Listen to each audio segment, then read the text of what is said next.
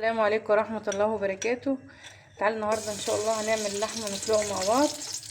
نزلت بمعلقة سمنة صغيرة خالص مش كبيرة عشان معانا اللحمة هتنزل الدهون بتاعتها. هنسخن السمنة كده. هنزل كده باللحمة نديها تشويحة كده.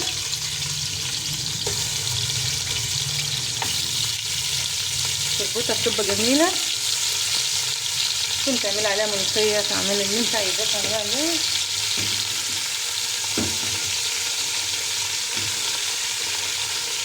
بطريقة بسيطة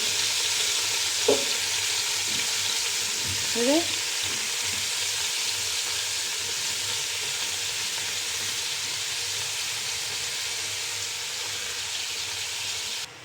طبعا انا حطيتها كده هنسيبها بقى، مش هقلبها دلوقتي، على الجنب التاني اما تحمر معانا تاخد تشويحه كده، وبعدين بقى هنقول لكم هعمل ايه. هنسيبها كده خالص اهوت، ولازم تكون على نار هاديه اهي. طبعا حطينا معلقه سمنه صغيره زي ما قلنا عشان اللحمه فيها دهون ياما زي ما انتم شايفين اهوت، بتنزل الدهون بتاعتها عشان ما تبقاش الدهون بتاعتها كتير في بصي كده اهوت. لسه ما احمرتش برده معانا اهي. بصي يعني معلقه السمنه بس، كنت حاطه معلقه صغيره خالص. بصي عملت دهون اهي عشان هي بتعمل الدهون اللي فيها. يعني احنا بنحط حاجات بسيطه بس عشان بحيث اللحمه ما تلزقش في الحله معانا اهي. لسه كده ما احمرتش، مش هنقلب برده، هنستنى شويه واقلب تاني. هنقلب اهو. شايفين السمنه احنا ده اللي احنا عايزينه، ده التشويحه ديت اللي احنا عايزينها مع اللحمه. هقلب كده كده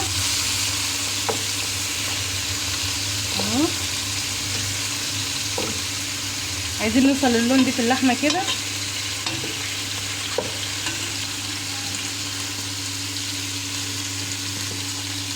اهي.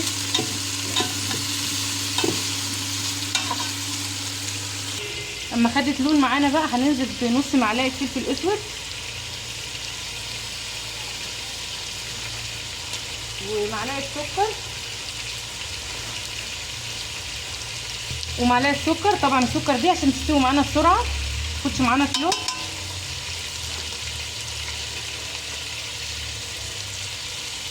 بعده كده خدت اللون اللي احنا عايزينه بقى كده اهو. هننزل بقى ببصلتين وطماطمتين وجزرتين مكعبات، كل ده على بعضه كده.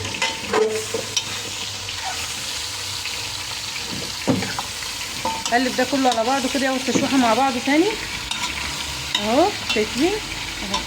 عايزين نوصل للون دي مع اللحمه كده اهو.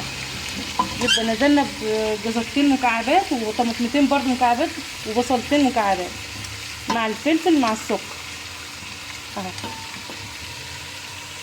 ومعايا هنا مستكه اهيت هننزل بيها كمان رخره كده.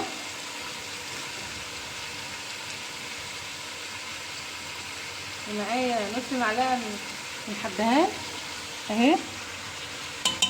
طبعا هي دي حبهان مفروم، مش صراحه ما جبتش الثانيه الحبوب الثانيه ده، لا ديت مفروم.